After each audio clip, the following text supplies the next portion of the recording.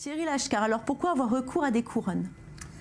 Déjà, une couronne, c'est une reconstitution de la dent, donc en fait, reconstitution prothétique, c'est-à-dire que c'est une pièce qui va donc être réalisée à l'extérieur du cabinet, dans un laboratoire de prothèse, et la dent étant abîmée, parce qu'elle a été attaquée par une carie, par exemple, on va la reconstituer de manière à ce qu'elle puisse reproduire le sourire, la fonction de mastication. Il y a différents types de couronnes? Oui, il y a différents types de couronnes. On a les couronnes, aujourd'hui, sont quasiment toutes en céramique pour essayer d'être les plus esthétiques possible. Mais on a aussi des couronnes en alliage métallique. Et puis on a toute une série de nouveaux matériaux aujourd'hui, comme les zircones, comme des composites chargés qui arrivent et qui fonctionnent très très bien. En tout cas, il y a beaucoup de dentistes qui ne font pas d'implants alors qu'ils font des bridges et des couronnes. Pourquoi ? D'abord, on en fait de plus en plus quand même des implants. Un implant, c'est une racine artificielle qui vient remplacer finalement une dent manquante. Et une fois que l'implant a été positionné dans l'os, il va falloir donc adjoindre sur cet implant une couronne, une dent. Donc, quand on a une dent manquante, effectivement, on peut la remplacer par l'intermédiaire d'un bridge, c'est-à-dire un bridge, ça veut dire un pont en anglais, donc ça veut dire un ensemble de 3 couronnes solidarisées, ou par un implant, mais le bridge, c'est vrai que ça va abîmer la dent de devant et la dent de derrière, alors que l'implant, ça ne va pas du tout toucher aux dents adjacentes. En tout cas, en matière de dents, il y a de nombreux progrès qui ont été réalisés. Oui, clairement, il y a eu de nombreuses révolutions. La prothèse dentaire de nouvelle génération, c'est-à-dire ces prothèses qu'on va appeler la conception fabrication assistée par ordinateur, c'est FAO, 4CAM en anglais. On va regarder ça en image, regardez. Ouais. Justement, alors expliquez-nous. Alors voilà, donc là, première révolution déjà, l'empreinte. Vous avez à gauche une empreinte dite classique, c'est-à-dire une empreinte qui est faite avec des silicones, une sorte de pâte à modeler en quelque sorte. Et à droite, on a des nouveaux scanners, des scanners optiques qui permettent donc de prendre une empreinte directement en bouche et d'envoyer. Là, c'est beaucoup plus précis alors. Alors beaucoup plus précis, et puis surtout, ça permet d'avoir l'image en direct quasiment au laboratoire. Parce que cette empreinte, il ne faut surtout pas bouger, sinon on est obligé de la refaire. Absolument, absolument. Donc ça, c'est un des progrès, justement. Et ça, alors? Alors voilà, donc une fois que l'empreinte après arrive au laboratoire de prothèse, l'empreinte va être coulée. Alors à gauche de la diapositive, vous avez un modèle classique, c'est-à-dire une empreinte qui est coulée au plâtre. Et à droite, eh bien, on a maintenant un modèle qui est en résine. Donc c'est de la résine qui est usinée par une imprimante 3D.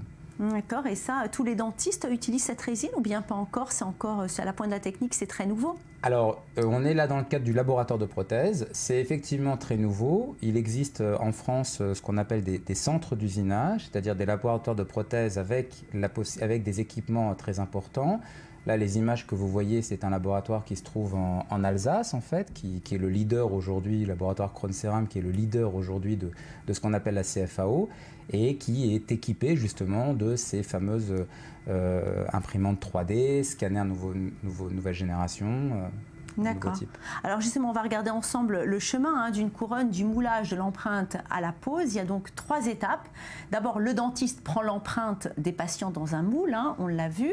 Il l'envoie au prothésiste qui la modélise et la fabrique. Elle est renvoyée chez le dentiste et puis elle est posée sur le patient. Mais dites-nous Thierry, comment le dentiste fait le diagnostic entre l'implant ou le bridge ? Oui, alors disons le diagnostic, c'est surtout le choix thérapeutique, parce que le diagnostic, c'est il manque une dent. Donc le remplacement de cette dent, comment est-ce qu'il va choisir? Ça va être lié à un contexte local.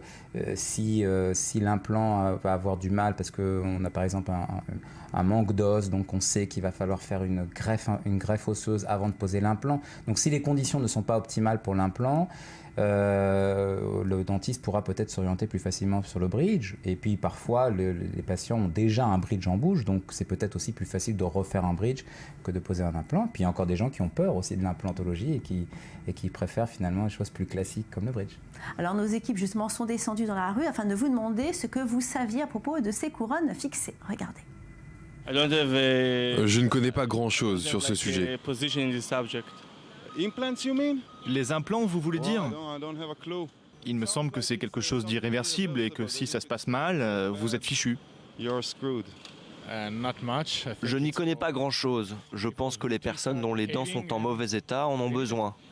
Pour moi, c'est très important de garder des dents en bonne santé. Ici, en Israël, nous avons des très bons systèmes pour ce genre de traitement. Je ne m'en ferai pas poser car je déteste les longs traitements sur les dents. Si vous n'êtes pas heureux avec votre sourire, pourquoi pas? C'est très innovant ici en Israël et moi personnellement je n'ai pas de problème. Je n'ai jamais mis d'implant, mais je sais qu'il en existe différentes sortes. Certains qu'il faut poser à l'intérieur de la gencive et d'autres qui sont amovibles, que l'on peut porter de temps en temps. Mais je n'en sais pas plus. En tout cas, ils avaient tous un beau sourire, hein, nos interviewés. Allez, on retrouve tout de suite Marianne pour les questions téléspectateurs. Marianne, bonjour.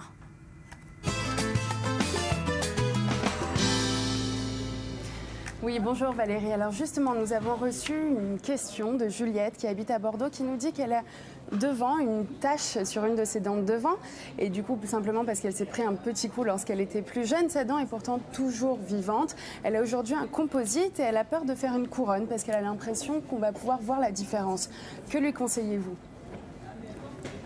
Oui, alors on peut.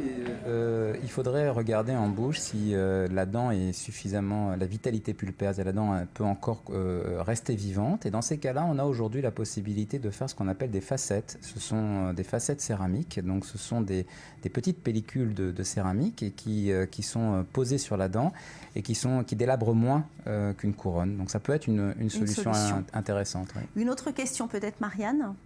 Oui, celle d'Alexandre qui habite à Lille et qui se demande si, donc lui c'est un vrai gros fumeur, il se demande si c'est vraiment une contre-indication à la pose de prothèses dentaires. Alors, la pose de prothèses dentaires avec la cigarette, c'est pas vraiment une contre-indication. Par contre, il faut savoir qu'en implantologie, tout à l'heure vous me posiez la question sur les implants, c'est vrai que chez un gros fumeur, il est déconseillé de poser un implant. Donc pourquoi ? On risque d'avoir des échecs. L'implant peut être rejeté.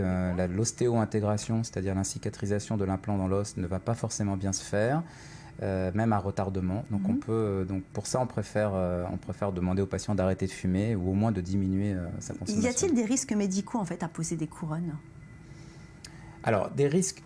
Non, pas exactement, mais il faut savoir qu'en fonction du matériau qu'on va utiliser, il peut y avoir des problématiques.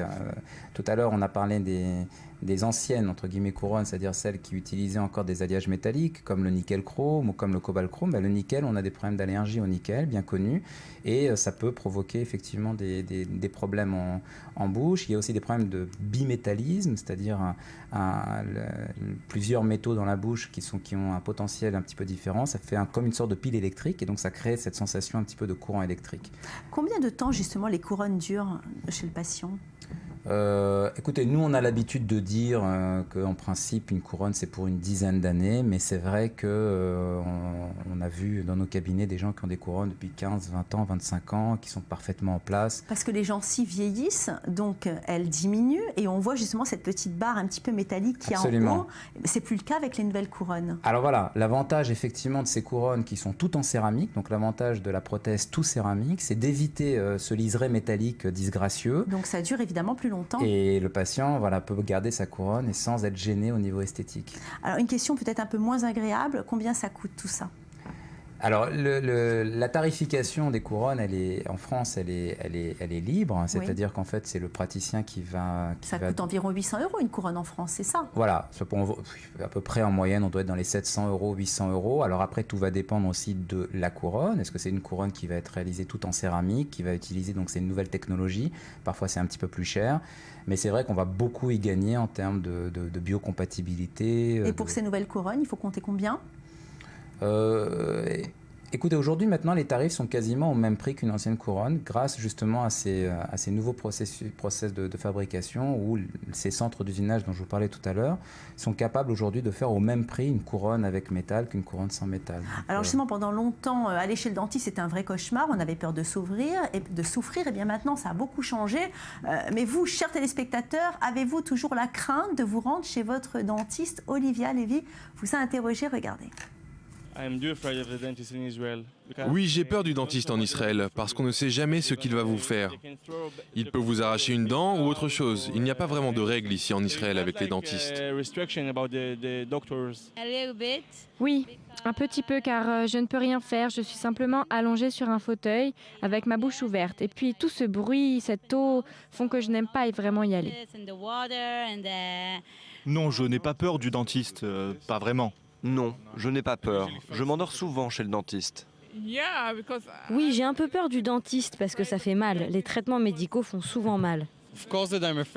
Bien sûr que j'ai peur du dentiste, car lorsque j'étais un enfant, j'y suis allé, il a fait certaines erreurs et j'ai eu très mal. Et depuis cela, maintenant, à chaque fois que je vais chez le dentiste, je repense à ces moments et j'ai peur. Je sais que ça ne flatte pas mon ego, mais j'assume. Oui, j'ai un peu peur d'abord à cause du bruit et ensuite à cause des machines. Mais j'essaye de prendre sur moi car je n'ai pas le choix.